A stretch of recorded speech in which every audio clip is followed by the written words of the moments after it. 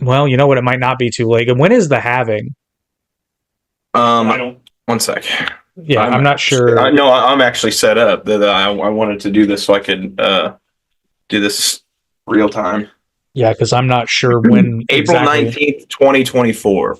God So damn. Okay, so that's literally, yeah. So basically, the next block reward. So people who mine, when you mine, obviously, there's certain block rewards. I'm not going to be able to explain this properly, but well. anyway, Give it the old from community college 6.25 try.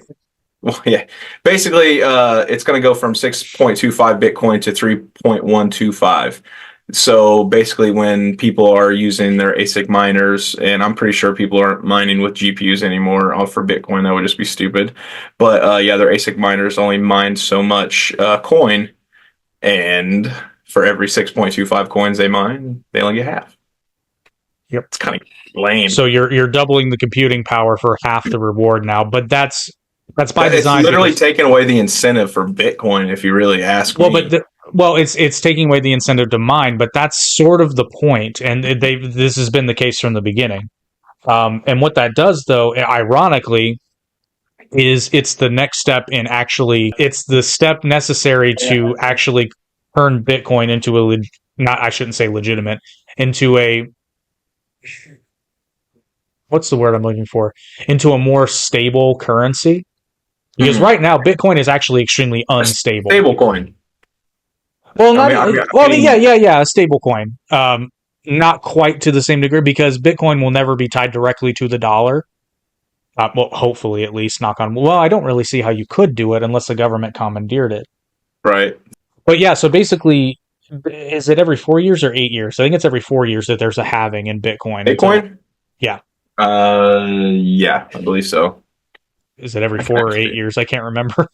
I think it's every 4 years. Every 4 years. Every 4 years. Okay, I was right then. Well, it says the Bitcoin halving is intended to counter any inflationary effects on Bitcoin by lowering the reward amount and maintaining scarcity. However, this inflation protection mechanism does not protect Bitcoin users from the inflationary effects of the fiat currency to which it must be converted to in a used economy. In a economy, not a used. Correct. It's all a used economy, right? Correct, yeah. But the point being is that eventually the halving will get down to not absolute zero, but damn near zero. So no one will want to mine it anymore. It won't be worth it. And then the current supply of Bitcoin, unless they change it, which they may have to, but you can't get inflation if there's no more coin. You know what I mean? So they may have to increase supply because it will get too low and it will become prohibitively expensive to use it as a currency, although that would take a long time. So I think the long-term goal, if I understand it correctly, is to eventually get the mining incentive down to zero so that, like, let's say I'm pulling out, and let's say there's 10,000 Bitcoin on planet Earth. There's more than that, but I'm just using this. You will have no more than that number of Bitcoin. Therefore, the supply is the supply, and it will always be in demand. Therefore, you won't have inflation, basically.